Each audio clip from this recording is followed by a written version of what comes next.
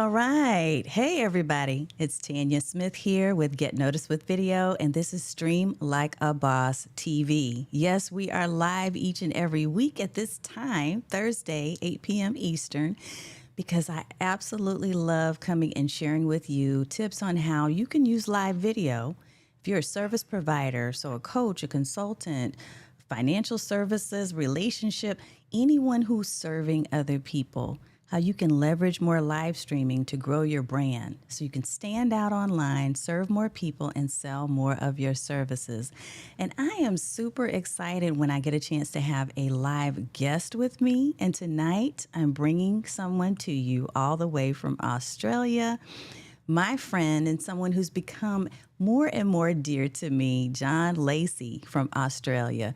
So I'm going to be introducing him in just a second. But before I do, let me make sure that I give you an opportunity to go ahead and type into the chat if you're here and you're watching with us live. If you are new to the channel and you've never seen us before, you haven't been part of our Facebook, YouTube, or LinkedIn family, type in hashtag newbie.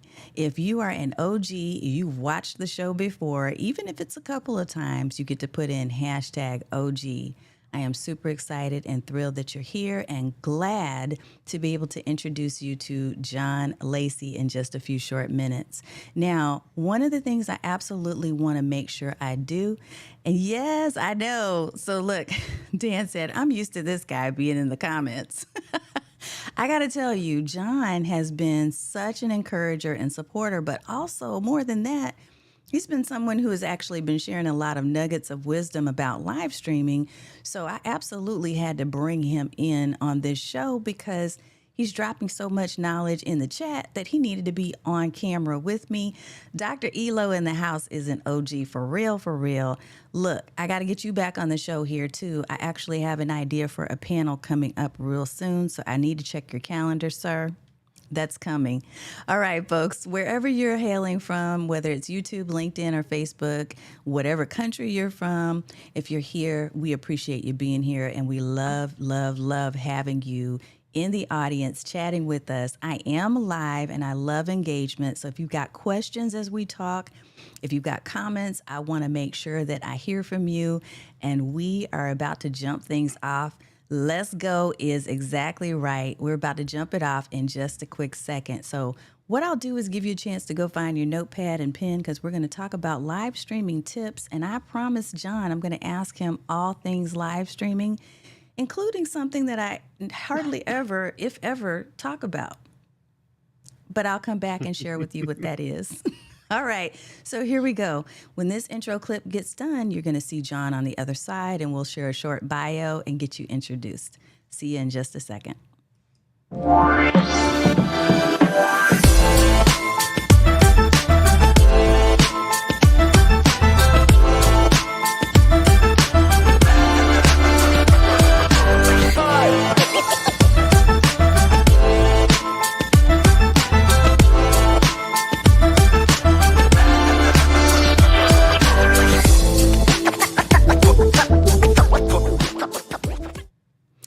Alrighty, sir. It is John Lacey in the house. What is up? It's very exciting to be here, and I have to tell you, like I'm trying to stay cool, but I am so excited to be here because, as Dan and Dr. Elo know, I'm kind of an OG myself. So it's very exciting to be here today and to talk to Tanya. So I'm so excited to be here. Look, John is absolutely an OG in the house. So he usually is in my comments saying OG like first before anyone else. So I love that he had the banner there. I was just geeking out when I saw you pop that up earlier. Okay, look, so John, I'm going to read a little bit of your bio, but then we need to hear more from you. Like I need to know what is not in the bio that people need to know about you. And I will tell you, let me say this about John. I love that John and I are both kind of like calm, cool-headed cats. Like we are, I don't always see people with the same energy. And I'm not one of those people who's bouncing off the walls in my show. But I love to share wisdom and knowledge as best I can. Anything I learn, I'm happy to share that. And John, I see the same characteristics in you And I think that's what drew me to you. So I just want you to know that I appreciate you coming and agreeing to be on stage with me. Gabe said, hello. What's up? Hey, Gabe. All right, let me share this bio before I keep on fawning all over you being here. So, John Lacey, the incredible host of Coffee and Content and the co-host of Video and Live Streaming Show, alongside with Sam Proof. And we need to hear a little bit about Sam and how you both decided to start that show. With a passion for teaching people how to create compelling content and cultivate meaningful connections online, John is a voice in the world of live streaming and digital media. And so I can't wait to hear a little bit more about that voice. And one of the things that I want to ask you about has to do with, as you know, OBS. Because if I get this right, you do not currently have a Mac. So you don't use, even though Ecamm Live is something I'm always talking about, and it's usually what I use. Look, he's such a mess. Gabe shows up to other people's shows on time. He's so funny. I think that I would love to hear more about OBS, but before we get to that, the people need to know about you. What's not in that very short bio that I just read? Because I know there's more to it. So what's up? There's a lot. It's a great question, and I'm not even really sure to start with, except that maybe, and again, younger people won't appreciate what these things even are. But I'm a little bit obsessed with music, and I actually order and collect physical CDs, and I have like walls of CDs, and I listen to music all the time. It's very unlikely for you to come across me where I'm not wearing headphones, either for podcasts or for music. So I'm completely obsessed with music, and I've got so much of it. I just love it. It's a part of everything I do. So what types of music? Tell me a little bit about some of the music that you actually listen to. Like what's in your favorite stash? I listen to a lot of pop and rock stuff from the 80s and 90s, especially. I mean, it's funny. Tanya recently did sort of a behind the scenes studio tour, and her desk is amazing and it's really clean. And I've got stuff everywhere, but like I can show you a few random things that are literally on my desk. Some pop dance things. So I've got Deborah Harry, the remixes of "I Want That Man." I don't know if anyone remembers that Ah, song. I know Deborah Um, Harry. Actually, Taylor Dane. So I Yes. really. So this is Original Sin. This is actually a song that was from a movie, from The Shadow. It was actually written by the guy that worked with Meatloaf to produce all those really big epic songs. So I've got all kinds of weird, wonderful stuff. I love Nina Simone, Tori Amos, Sophie B. Hawkins, Alanis Morissette. All kinds of people. Like I literally have a wall full of CDs, and I just love it. Well, look, okay, so there's a question from Dan. Dan said, why CDs? If you're going to collect, why not records? Records are surprisingly expensive, and I guess like as much as I love my CDs, I love having the physical items. The first thing I do with them is I rip them to my computer and I put them on my phone, so I have that flexibility as well. So, um, I kind of joke a little bit that sometimes I'm sort of waiting for the hipsters to rediscover cassettes because I have a number of those as well. But the vinyls to buy a new vinyl, like it's I don't know what it's like in America, but in Australia, some of these things are like $100 Australian for a single album, and I'm Yeah. like, I just can't be doing that. Whereas with the CDs, you know, a lot of people have moved on from CDs, so I can often get them really cheaply secondhand. So I don't know, they spark joy for me. I did used to work in community radio many years ago, and I kind of love looking for the remixes and the B sides and the live recordings and the things that you don't always get on the albums. I love it. I love it. And actually, I have a whole wall full of CDs myself, but not so much because I just love them. It's because my husband won't let me get rid of them. Because every single one of those albums, and we were big, like Metallica, any type of music we love. Both of us coming up, oh, Paul Hogan's greatest hits are $100 Australian. He's hilarious. I don't know that Paul actually did any music, but there probably would be some weird and wonderful Australian things that would make no sense to anybody elsewhere in the world. I have no doubt of that. So tell me about you love music. I get that. You love the 80s Mhm. music. I do too. What is something that made you interested in going to live streaming? Like, what was it about live video that attracted you to this space, and what made you decide this is for you? I guess my modern, origin story, if you will, is that there was this little, global pandemic. You might have heard of it.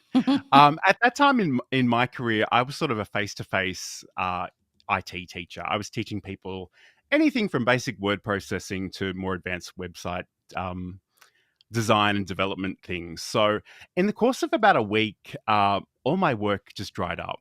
And Oh, I'm sure that's probably an experience for a lot of different people. The thing I was quite fortunate that a friend of mine put me in touch with somebody else, and I had some work pretty quickly after that. But I guess the thing that really struck me in that moment was nobody really knows who I am or what I'm capable of, and I don't really have much of a network. So I kind of really wanted to just show people what I was capable of, and live streaming wasn't the first choice, actually. I was going to do something else, and I thought, no, I just love doing the live streams. I love going live, talking to the audiences, and I think it's a little bit more fun than the thing I was actually going to do, which was sort of website accessibility, which I believe in, I think is really important, but it's often a really hard sell. So I kind of just started doing it. You mentioned earlier my co-host on the video and live streaming show, Sam Proof. He's actually been live streaming. I literally met him in a live stream in I think 2005. oh wow. So he's been doing this for much longer than even I have, and I guess it was a really nice way of connecting to people, especially when we were in lockdown, especially with people that are like minded, because, you may have interests and hobbies that may not be shared with the people directly geographically close to you. So I just felt like it was a really wonderful way of sort of connecting with other people in the world. Yeah, I love it. Oh, there's a conversation about doing karaoke. Dan said, no, we're not doing that. I love it. So you went directly from, because you're someone who loves music, and I want to make this connection. You talked about website accessibility, but you didn't say in there, I thought about doing a podcast first. Why not podcasting, since that's really audio specific? Why didn't you do that instead of live stream? I mean, the truth is I actually did have a podcast again back in 2005, 2006. Ah, I've done a lot of weird and wonderful things, and it's a weird part of my backstory, and maybe this should have been the thing I led with, was that I have videos on YouTube that are like 15 years old. I was ah, actually at the YouTube Australia launch party in Fox Studios in Sydney. So I've been working around these different spaces, and I guess for me personally, I do listen to a lot of podcasts, and I think all of the content types are quite powerful. They all have the opportunity to spread that message. And yeah, I guess the thing that I find online is as much as live streaming is my focus, I really do believe all those things can be wonderful. Um, but I guess the thing I sort of experience with a lot of experts is they'll tell you there's only one way to do things and you have to do it this way and you have to use my system and my yeah. software. And the truth is, life is a lot more complicated and nuanced than that. And I kind of just want to give people the tools that they can work with. And I should say, I literally have an account on Libsyn with a podcast idea ready to go. I just haven't had a chance to record my episodes just yet. So, again, as much as my focus right now is on live streaming, I really, in my soul, I feel like I'm an author and I'm a content creator, and I put as much effort into my video as I do my words, my images, my audio. I think it's all really important. It's all a great way of sort of expressing the things that you really need to put out into the world. You know, a couple of things that I heard in what you said and what you shared. First of all, what struck me, you said this a few minutes ago, it was a little bit back, but you said it brings me joy. And to Hmm. me, whatever brings you joy is what you should do more of. And I just love that you have embraced it, whether it's audio or live streaming or whatever it may be. I love that you are experimenting and you're doing the things that make you happy. So that is wonderful and a great reason why. So live streaming with Sam Proof. So when you and Sam, since you met him, or he's been doing this since 2005, what Mhm. made you decide on the show topic? And tell me, what's the name of the show again that you both do? So it's the video and live streaming show, and it's really incredibly. It's kind of generic, but it does what it says on the tin, and it's funny. Sam and I, in a lot of ways, we're kindred spirits, but in other ways, we're quite different. And he's really chilled, and I'm such a planner and an organizer. And like when we started the show, it was actually really more about live streaming news, like what were the new products coming out, who was doing what, and I thought I really want to focus on things that are more evergreen, practical skills that people can utilize, even mindset things, because I think, especially when you're starting out, the thing that will determine whether you hang around long enough to have any kind of success is really the messages you tell yourself about why you're doing what you're doing. And again, like I say this as someone who doesn't have a huge audience on any particular platform. And some weeks people don't show up. And the thing I tell myself when that happens is every time I go live, I'm building a presentation muscle. And for me, that's what it's really about. And I think that's kind of why it transcends, the formats or the video versus the audio versus the text or whatever, because it's really about expressing yourself and being a better Yes. communicator at the end of the day. I really firmly believe that is the case. And we talked a little bit about this whole communication thing. So I want to dig into that just a little bit, because then I have to get into the questions about OBS and Hmm. how you think. So there's two questions I want to make sure I don't miss. And if anybody else has questions, feel free to put those in the comments too.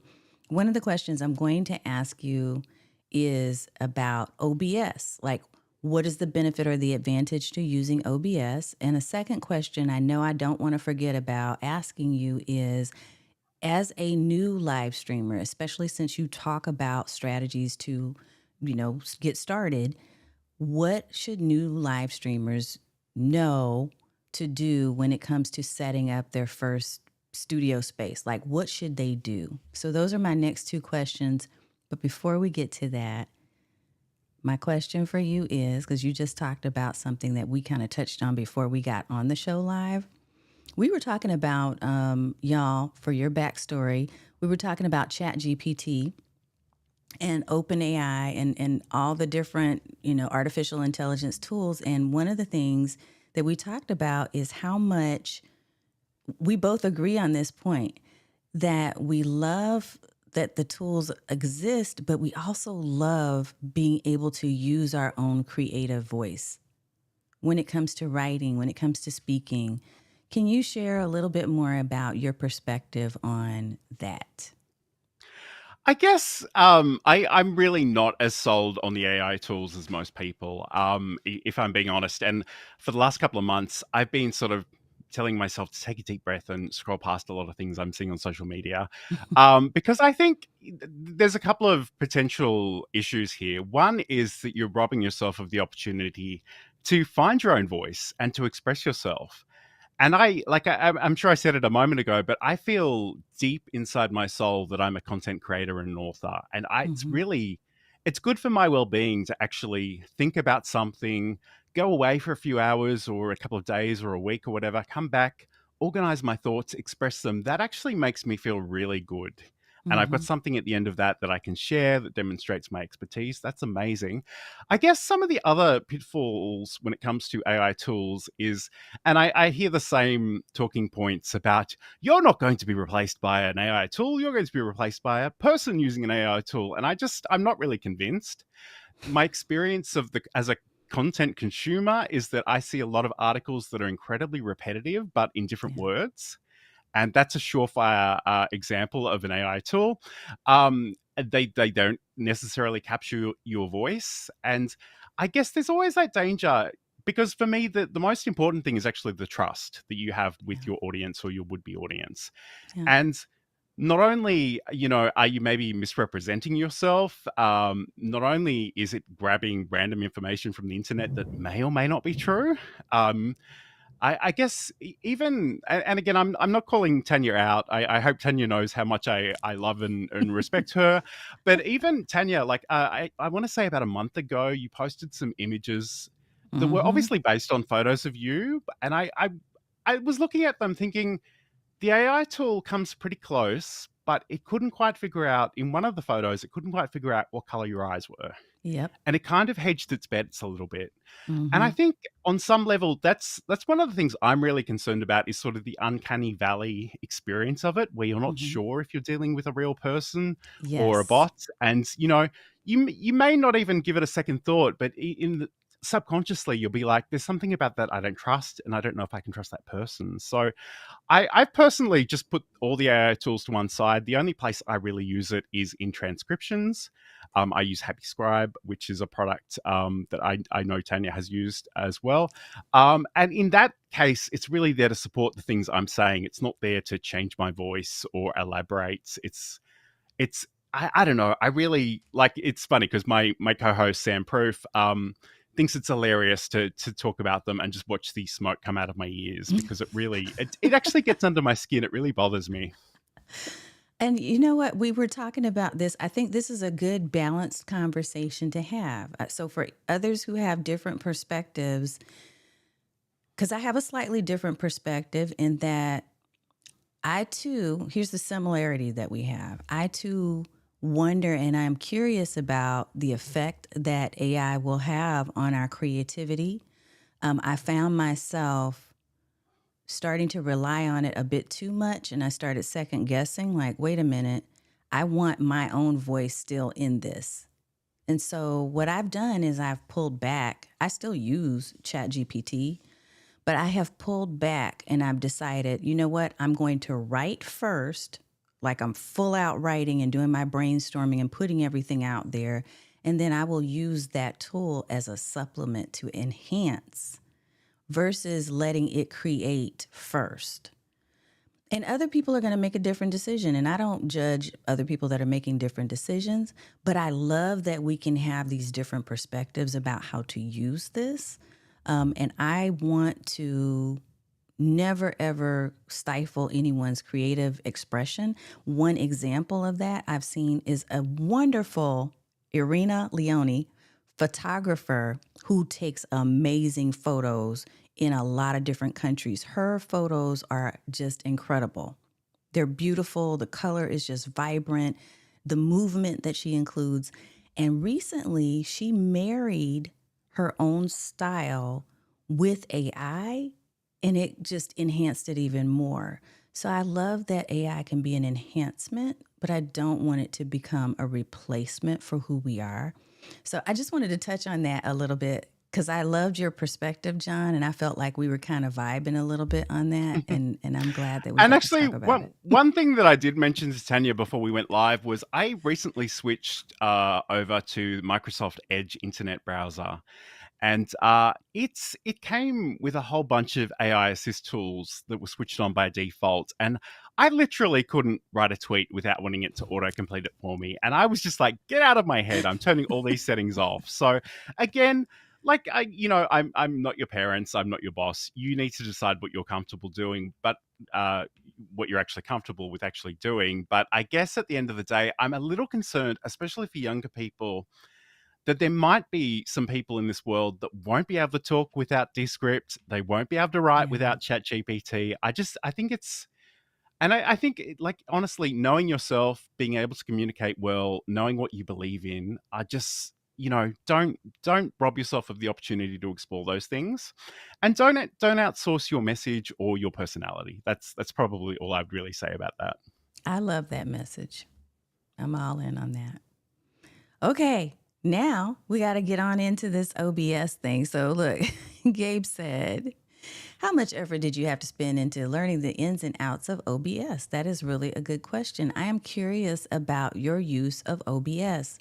And the reason why I'm so curious is because when I first started live streaming, I had a Windows PC. I did not have a Mac.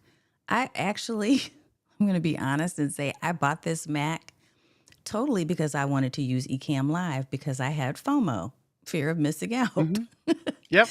But I would be curious as to Your use of OBS, what do you think are the advantages and benefits so that my friends who I know are in this community watching, who have complained and said, why do you always talk about Mac and Apple?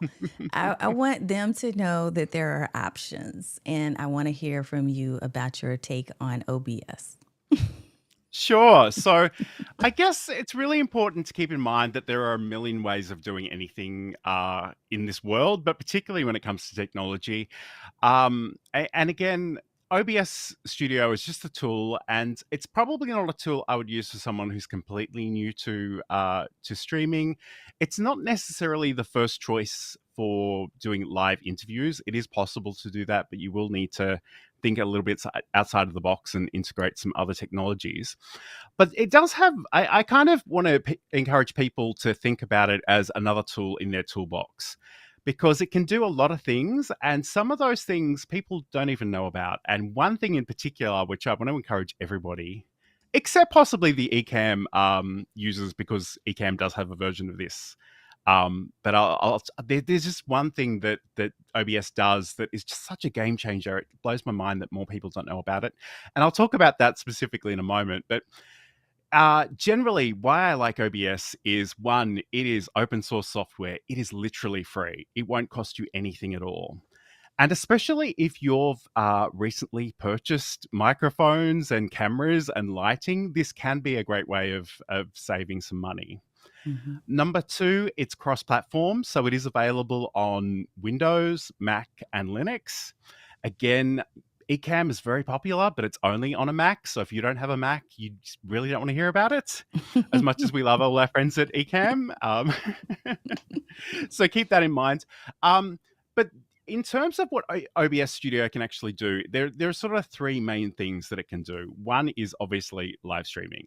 Mm-hmm. So you can open it up, you can set up your scenes, and you can go live. You can share that with whatever destination, Facebook, LinkedIn, wherever you really want to be. And that's amazing. The other thing you can do too, though, is you can actually record video on your local computer. So again, you're doing the same sort of thing as you do when you're going live. But in this case, instead of going live, you're just recording to your local computer. And again, it's, even if you're just doing a really quick screen share demonstration, maybe you're showing somebody in the office what to do, or you're reporting a bug to a software company, that can be quite a simple thing to do in OBS. But the third thing, and this is the thing that I'm excited about and I never shut up about, is the virtual camera. And I know, I understand Ecamm does this too, but Restream doesn't do this. StreamYard doesn't do this. There are lots of programs that don't do this. But you can literally go in to OBS Studio, you can set up a scene, and maybe that scene includes things like graphics and your webcam and some text. And you can actually use that scene wherever you'd use a webcam on your computer. So that could be on Zoom, that could be in Google Meets, that could be Microsoft Teams. It could be literally anywhere that uses a web camera. And I kind of think that's the opportunity that a lot of people don't know about and they're sort of sleeping on. So even if you're not a live streamer, if you're just doing calls with your clients, you can literally have a picture of your product in the background. You can put your name on the screen. Obviously, this is a fairly trivial example, but I sort of noted that I was an OG earlier on. And I guess the other thing too that's probably worth mentioning for the purposes of this conversation is that I'm in the corner of a room and there's nothing good behind me. So I'm always using a green screen 24/7. And even though a lot of programs have sort of green screen capability in them, they're really not great. So, keep that in mind as well. But another thing that I really like about OBS is there's this whole community of developers building scripts and plugins to extend its functionality. And I just want to, this is kind of probably a little bit more advanced for rather than for beginners, but I want to show you this because I know it'll blow some minds. This is a screenshot of OBS Studio. It's a ridiculous image of me. I don't know why I use this one, but I just want to show you this because there's actually, on the left-hand side is sort of the standard stuff you'll see in OBS Studio. But on the right-hand side, we've got something called the Atom Vertical plugin. And this allows you to actually create vertical and horizontal versions of your video, your live stream, in real time. And in this case, they're relatively similar, but I could literally have different branding on one or the other. I could do my presentation and record both of them together, and I could sort of go into CapCut or Camtasia and cut them up, the vertical version up for shorts. I can go, horizontally live in LinkedIn, and I could go vertically live on TikTok or Instagram. And that's literally a free plugin that somebody has built and just put out into the world. That's it blows my mind because I think that's amazing. So Now, I've been I'm waiting for you to show that the whole time. I've been like, okay, show it. That is so cool. I have a it really question is though. cool. My Sure. question for you is, if you, on that OBS plugin, if you have it like you had on your screen, are you live streaming in real time to both? Let's say, for instance, you have access to Instagram Mhm. Live RTMP, right? So you can go live on Instagram right now at the same time as you're going live on YouTube. Can you use the vertical for Instagram at the same time as you're You literally going? can, yes. Yep. Like you do need to make sure that you have a decent internet connection because those two outputs are going out at the same time. But Okay. yes, that is literally what happens. And I must admit, like for the video and live streaming show that I do with Sam Proof, like I use my virtual camera to go to Restream Studio, but I also record a vertical version of that and of me while I'm talking, and then I put Sam at the top of my screen, and I add the captions and I cut up the short clips. It's a little thing, but it's really powerful, and it's kind of funny because Atom, who are the company that create this particular plugin, they actually posted on Twitter saying, "Oh, let's do two horizontal videos as an April Fool's joke." And then later they went, "Oh, that was a joke, but it is technically possible. So you can really do whatever pops into your head." Wow. So it's really cool. I mean, and again, I don't want to get too nerdy because my sense is there are a lot of beginners out in this community. But I guess the other thing too is I have a Rodecaster Pro, the original Rodecaster Pro, and I use a plugin called the ASIO plugin, which actually brings in each input from the Rodecaster as its own input into OBS Studio. Uh, And that way I can actually I have sort of an opening sequence where I have a waveform visualizer and music playing and all sorts of things. And again, this might sound like a really trivial thing, but I assure you it isn't because I'm kind of a nervous person. So when that's happening, my microphone, which is on channel 2, is muted. It's not available to that scene. So if I'm nervously, muttering things to myself before the stream goes live, I can do that in the knowledge that I'm not accidentally saying that to the whole world. yeah. So I feel like I've been talking a lot, and I'm not really sure if I hit the answers to your questions. But if there's Yes. anything you want me to revisit, please let me know. I guess to the question that was in the chat about how long it took, Hmm. I would love to give you a better indication of this because ever since about 2020, time has no meaning in my world. Every day is Blur's day. But I guess the thing that I've come to realize of late is people look at OBS and it looks like this big black box and it's quite scary. But the thing is, you really only need to know a handful of things to get started. And again, I know we're going to talk about my website a little bit later on there, but I just make little tutorials about how you can get started. And again, the thing about OBS is it really is production level, like studio quality production software. But again, you don't need to know all the settings. You don't need to know all the features. You just need to really add your web camera and maybe adjust some of the video settings and go live and probably incorporate some audio. So again, and I'm so happy for people if they've got questions to reach out to me outside of even this discussion because it blows my mind that this software that is so good is literally free. Yeah. And I Yeah. can't appreciate my gratitude to all the developers for that because it really is extraordinary. And this is the reason why I wanted you to talk about it, because I don't know that a lot of people talk about it enough. But I will say again, I started out using OBS. I used it with green screen. I used it to actually do produce videos. And it is, once you learn some basic techniques and you get it set up the way that you need it to be set up, you pretty much just go and you play. So I think the reason why I ended up moving away from it is because I thought I would have more capability, which I do feel that I have more options without having to go in and set up certain types of technical things Mhm. using some of the other systems, which I also want to ask you about because you are getting ready to do a show about StreamYard versus Restream. I think that's it. Is that the topic? Absolutely, yes, yep. Okay, so you use other tools as well.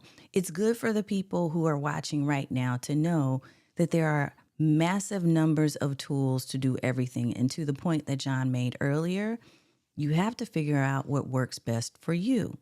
That's the reason why I love bringing people like you on the show, John, is so that people understand that there are possibilities. And I'm Mhm. not going to have all the answers.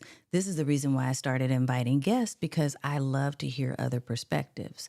But I now need to hear your perspective about StreamYard versus Restream. So I'm assuming you use those or you have used those in addition to OBS. What's the difference? It's a great question, and again, I know I said this earlier, but there are a lot of tools, there are a lot of different ways to get started, and to be really honest with you, there is a little bit of a learning curve with new tools and technologies, but in my experience, it isn't the tools and the technology that stop people from getting started. It's actually more of a fear about being on camera and communicating, and the thing I like to tell people is before you get too carried away, you just need to go live with what you've got or buy a webcam and a USB microphone and some headphones and just really develop a proof of concept. You've got to find something and not just something that works, but something that works for you. So that, that point that Tanya made just a moment ago, it is so, so true. And again, I love, I guess going back to my first real live stream, which is the coffee and content show, which I do entirely out of OBS Studio. And I set up my scenes and I talk and I'm always scared to do this because I might rip out a cable, but I've got my stream deck here. I love my stream deck. I literally set up my scenes. I make sure there's a button for each scene. I press it when I'm ready to use it, and I talk. And I also, on that show specifically, I drink a lot. I sip coffee throughout because I just can't do anything without caffeine. Um, but I mean that works really really well for me. I guess the other show though, the video and live streaming show, I still use OBS and I still use the virtual camera function of that. But I use that virtual camera in the same way that I'm doing in Ecamm today with Tanya. I use that in Restream Studio, which is the studio. It's the browser based experience of Restream. Restream actually does a lot of other things outside of that experience. Um, but getting back to your original question, because I always go on a tangent. But I guess the point I was trying to make is you really need to start as simply and as quickly as you can, because you can read all the books in the world, you can watch all the courses, you'll get better feedback by doing things and seeing how they work out. So So when you do your again, show about Restream versus StreamYard, what are some of the features and I don't want to, mhm, get ahead of the game because I want people to go and watch. sure. But what are some of the things that you are going to compare in terms of features? I guess like the first thing to note is the core functionality, and that's all I really want the beginners to focus on is pretty much the same. And I know there are going to be people in the comments that'll be like, "I hate one of those and I love the other one," and that's fine. Use whatever you like, but you know, obviously the nice thing is this software is being constantly developed, and they're looking at each other, and somebody will bring out something and a few weeks later the opposition will do a very similar thing. So I don't think well, I mean, we'll be looking at essentially how to set up events. We'll be looking at how to actually use the in-browser experience. I know that StreamYard has a little bit more flexibility in terms of what is physically shown on the screen. Hmm. I'm a bit of a control freak, and that's kind of one of the reasons I love OBS, because I can do literally whatever I want. When I go to Yeah. Restream Studio, I have to kind of embrace some of their defaults and their templates. And to be honest, I think for most people that is fine, and I've come to accept it for that show in particular. Um, but I guess and And you know Restream does what a few they've other. done? Did you know that Mhm. StreamYard has custom layouts now? Yes, yes. Yeah. and that's something that Restream really doesn't have. So again, if that's important to you, that might be the way to go. And hi to Chocolate Quilts, incidentally, because I know she joined one of your earlier shows, and we Mm-hmm. had a little bit of a conversation, and she's reached out to me as well. Um, so OBS, and again, this is actually one of the things the people that don't do live streams may not appreciate, that you'll be talking and mid-sentence you'll look at the chat and you'll be like, I have no idea what I was saying. But anyway, bear with me.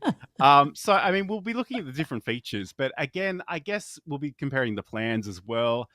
um, at the end of the day, though, and I hate to ruin this conclusion. I think for 90% of the people, either is fine. They're both really good products. Yeah. There are a few extra things, and I'm very much camp Restream, and Sam is sort of more StreamYard orientated. So I'll be interested to see some of his takes on different things. But I literally just used the Restream Studio for that one show. But the other nice thing about Restream is that it will send out my signal from OBS Studio to various places. Oh, And I yeah. know that's something that I don't think people consider, is you really need a decent upload speed for any kind of live video.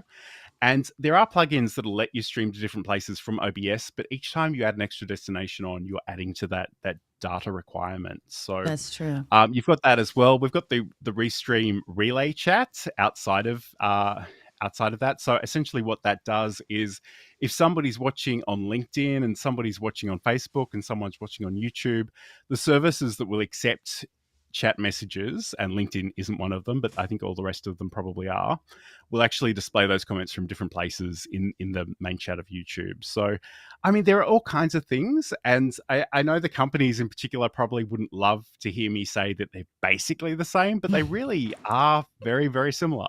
Yeah, I agree with you. I think that there's a lot of similarity to several of the platforms. There are a few things that make some a little bit more appealing to me than others. And I think it's always good for people to hear different perspectives. So, when are you all airing that particular show? What's up? So that's Hey, actually Ray. happening tomorrow, and again, it's sort of Saturday 9 a.m. Sydney time. But again, if you head over to John Lacey actually, if you head over to youtube.com/learn live streaming, you can actually see the time in your own local time zone. Time zones are a very tricky thing, and Here, I'm I, pulling I up their basically website have right now. I have basically given up trying to tell people when things are happening. I'm like, just have a look at the link. And I don't even think I've actually posted tomorrow's show on the website just yet. But yes, this is johnlacey.com. If you wanted to head over there and learn a lot more about OBS and about live streaming and content creation generally, you can certainly do that. You can see sort of examples of some of the other shows that we've done, and some of the things that you might like to consider, especially if you are sort of just making your first steps into live streaming. And again, I don't like to be dogmatic. There are so many tools out there that will do all kinds of awesome things. You really just need to decide which one's going to work for you. And I guess that's the other thing I'd say about Restream and StreamYard. They both have free accounts. They both have monthly subscriptions. You can try them out for a period of time and see if they'll actually work for you or not. So I love that you have on your website several options for people to learn more about OBS Studio and chocolate quilts. You said that this was on your radar, so definitely go and check out the website at johnlacey.com so that you can check out some of his videos where he's talking about OBS so you can get started there. I love that you are experimenting. I love that you are creative, that you just beat your own drum and don't necessarily follow, the crowds, if you will, when it comes to some of this stuff that we do. But I am curious about your microphone. Mm-hmm. Is the microphone a Shure?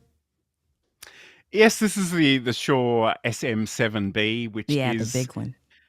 it's the big one. It's an XLR microphone. It goes into my Rodecaster Pro.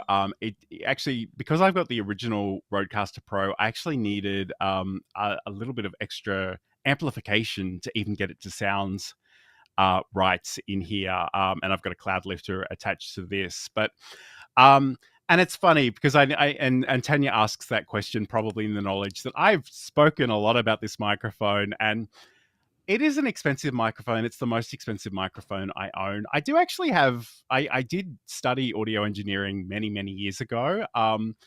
And the nice thing about this microphone, and it's slightly counterintuitive, is it's a very quiet microphone. Mm-hmm. So I do need to make sure I've got the signal going into my computer so it's nice and loud. But equally, I am literally in my house. I could have somebody mowing the lawn a meter away, and I would hear it in my ears, but it wouldn't be picked up on this microphone.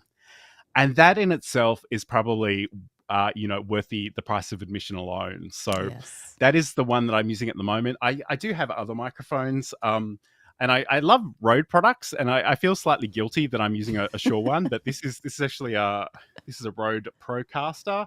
Yeah. I actually started with and again, this is so nerdy, and it's probably outside of the scope of this show. But if anyone wants to hit me up and talk microphones, I'm so down for it.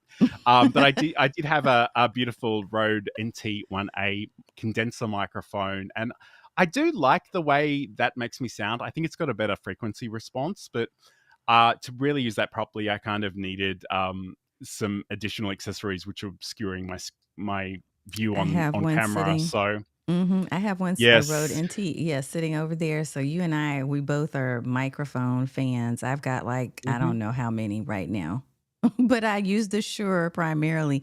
Look, Roy, you're coming in a little bit late, but he showed the OBS plugin that does the vertical video capture and doing landscape video at the same time. It's crazy. Mhm. I like And that alone. If even if I weren't. Yeah, I love that. I wish that Ecamm, all the other ones, Restream, StreamYard, Melon, I wish they would get that option to do both at the same time because that would save me time. sure. And I think a lot of them probably will do that with enough time. But I guess the thing, and again, I know I can't shut up about this, but I think it's really worth repeating. It's literally free. So if you download it, if you try it out, if you go and watch some of my videos, I've got one about what I call the OBS Studio Challenge, which is just about setting up a single scene and using that with the virtual camera. If you try that and you go, I hate it, I never want to use it again, uninstall it. We don't need to mention it again. But if you spend a little bit of time, you'll find that it can be quite useful. And again, like just that virtual camera thing, because I do have a day job, and Yeah. it blows my mind how many people I will talk to that will be the webcam will be pointing up their nose and they'll be talking into their earbuds like a lunatic. And I'm like, even if you just move the camera a little bit and maybe put a desk lamp there, you'd look so much better. And I Yeah. think it's worth keeping in mind. Did you see Dan's note? Is this still I Boss didn't TV actually. or is it an Aussie takeover? Hot mess. Look at you. Okay, look. So I was going to say one of the things, especially for those of you who are brand new, you do need to know you sometimes you have to sacrifice one versus the other. So if you want to do free and you want to save those dollars, y'all, those are US dollars. If you want to save them, then you may have to sacrifice some of the ease and convenience of just clicking a couple of buttons. And if you are using OBS, you do want to make sure you account for the fact that there's a little bit of a learning curve at first. So if you need to learn from somebody about how to use OBS, because I don't really teach that anymore. I actually learned, I think, from Leslie Samuel from Social Media Examiner. I learned how to use it way back from him, but I don't teach it anymore.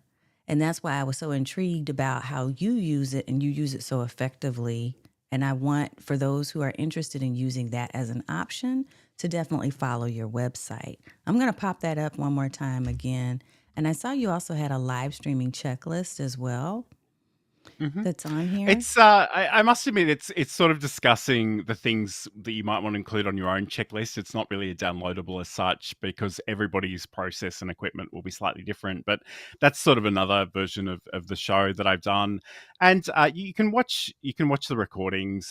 They're on the website. They're on YouTube. They're all over the place. There is actually a post at the top of that website about today's discussion, and I think there are some specific things in there that I've added. So if you wanted to check out the OBS Studio Challenge. I've also got links to Tanya's stuff and the Oh, Facebook community for coaches, which is amazing, and it's somewhere I am. So again, if you want to talk to me in there, please do. I love it in there. Um, but I guess really like the thing about the modern era is we have so many opportunities. And on the one hand, that's amazing. But the thing you need to keep in mind is that opportunity cost is real. So don't try to do all the things. Just try out a couple of things, see what will work for you, what you can actually reproduce, and get going. Because I don't think, I think it can be such a danger sometimes to go, I'll start when I get the fancy camera or the fancy lights or the yeah. microphone. And really, the thing you need to worry about most of all is, can you talk about the topics that you want to discuss? Can you actually, be on a microphone, be on a camera, and really share your message? I think crafting the message is something that sometimes takes a bit of a back seat, and I think it's really important that we be a bit more deliberate about how we do that. I'm so happy that you said that. I wrote a post about that in my personal Facebook profile today about being authentic and being intentional when it comes to the way in which we create content because I agree, John. I think that sometimes I think a lot of people do a lot of things for different reasons. Maybe it's because they think somehow I'll be famous overnight if I get on live stream camera. But in the end, you have to examine your why. Like, why am I doing this? And what do I want to talk about that's going to support that goal? And who am I helping? For me, the reason why I do this stream and the reason why I do everything I do is because I want to serve people. I want to help people to feel empowered to be able to do things that they want to do for their life, for their business, to be more visible, to reach other people. I want to create a ripple effect. Like there's reasons behind that. So I totally agree with you in that we really have to think about why am I doing this? Why? And one of the things that I say a lot is, if something is worth saying at all, it's worth repeating. Yeah. And I say that because social media platforms are incredibly fickle. People aren't going to see everything that you post. Content creators can be really self-conscious about that. And they're like, I posted this in 2007. I can't mention it again. And it's like, you really have to. But I Yeah. guess the other part of that is, if something is not worth mentioning, don't do it. I Mm-hmm. see so many posts that are like, I had nothing to post about, so I'm posting that I had nothing to post about. And it's like, I I'm know. sorry, but that's not helping anybody. Don't do that. Please don't do that. Um, but yes, if you think about things that could actually benefit people, and that they align with who you are and what you do, because I think the other thing too is, and I'm not trying to call anybody out, but that there's this expression I keep hearing everywhere I go. People say, I'm a multi-passionate entrepreneur. And it's like, that's great. But when I hear that, I think you haven't chosen a focus. You're probably a little bit too scattered. People aren't going to remember who you are and what you do. And the thing that I kind of do, like love me or hate me, if you go to my LinkedIn, I will be talking about video or content or podcasts day in, day out. So I think I'm hoping that's going to help people remember me, and they may or may not need my assistance. They may or may not want to look at my content, but at least I'm, they can remember me. They can communicate with other people about what I do. And I think sometimes a lot of people are like, I will share every aspect of my life. And it's just confusing. It really dilutes your message, and people won't be able to make sense of it. I love that Roy put here, no niche, no reach. Didn't we talk about niche versus niche the other day? We did, yes. That was something that I mentioned on my other show, the video and live streaming show. So one thing, and I'm sorry, Americans, but one thing I often hear is Americans will say, the riches are in the niches. And I'm like, I'm sorry, Americans, but niche is a French word. That's the pronunciation.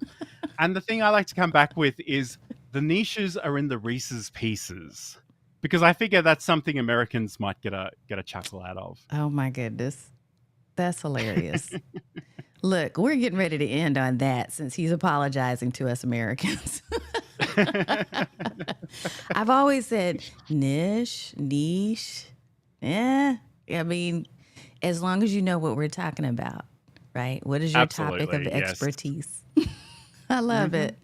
Thank you for that, Roy. And thank you, Dan. Dan had, of course, look at this. No shirt, no shoes, no Aussies. He's always got to throw a little comedy in here, sir. Chocolate Quilt said, chocolate pieces. Reese's chocolate pieces. Okay. All right. We will go with that, ma'am. All right. This is good. So, does anyone, if you have questions, we're getting ready to wrap it up. I'm going to show one more time John's website, and then we're getting ready to close it out. Thank you. Yvette said, this was awesome, John. Thank you for sharing your tips and your thoughts and just your creative energy, because we need all kinds of creators. I don't think there should just be one type of creator out there. I think all of us have room to be in this video space. And I'm just super excited that I got a chance to talk with you, because usually you're in the chat. Yes, yes. And I must admit, it took a lot of self-control not to have the chat windows open in the background, but I really wanted to be present, just focus on Tanya today. But I'll be back there next week. Don't worry about that. I'll definitely be there. He is somebody I can definitely rely on. He, Dan, Gabe, Roy, Yvette, Michelle, Marcia, all of you who come and hang out. Kim, I think it's Kimberly that was in there. Let me see. I'm scrolling back. And Gabe, goodness, all of you, thank you so much for showing up this evening and for supporting John and for supporting me and the show. Well, John, I'm checking just to make sure we don't have any more love. Yes. If you have some love and some comments to share with John, make sure you pop those in, because I'll definitely share them with him, even if it's with the replay. We're going to go ahead and get ready to close it out. John, thanks again. Is there one more thing you'd like to leave with the folks? Any messages?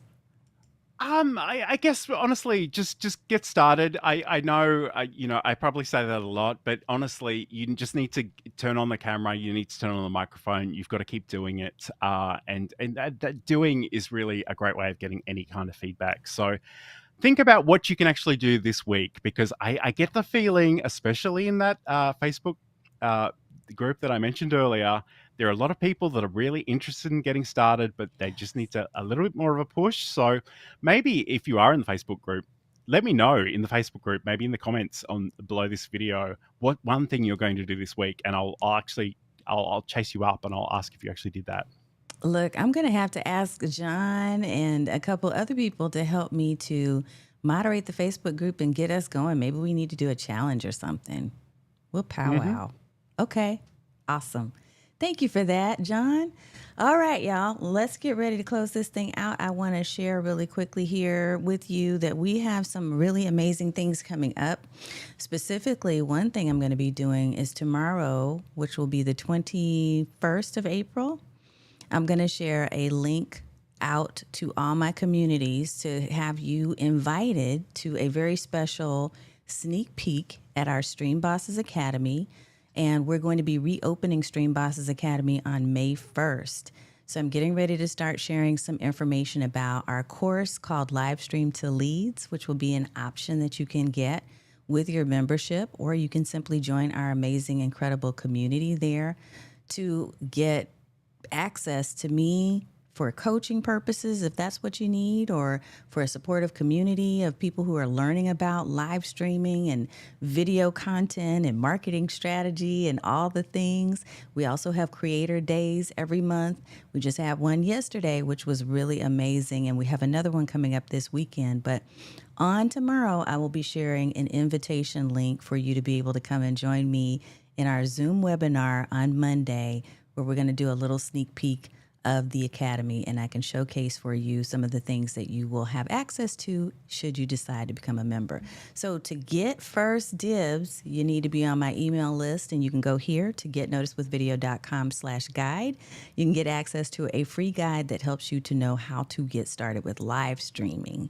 And that's about all I have for this evening, other than to remind you to subscribe if you are not already a part of our community, wherever you are watching, Facebook, YouTube, LinkedIn, even if you're watching on Twitter, wherever you're watching from, I want you to make sure that you like, follow, and subscribe, and share this show with a friend, because somebody else might need to know how to use live video so that they can really embrace their face on camera and use this media to be able to serve more people and to stand out online.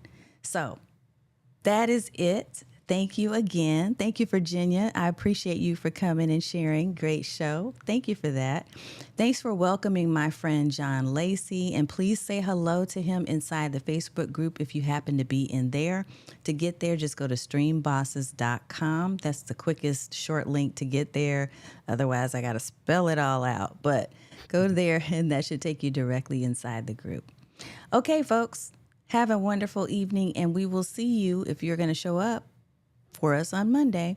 We'll see you on Monday at the first webinar that we're going to do to talk about Stream Bosses Academy. And then next week, Tuesday and Thursday, as always, we're going to go live and share some tips, training, and tools. Oh, and I almost forgot this. Next Thursday, I have another incredible guest, the Pam Perry. Pam Perry PR. Just look her up.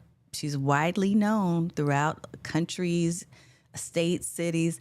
She's everywhere. And you do not want to miss our conversation. We're going to be talking about public relations and how to use that effectively to build your brand. Okay, take care, and I will see you all next week.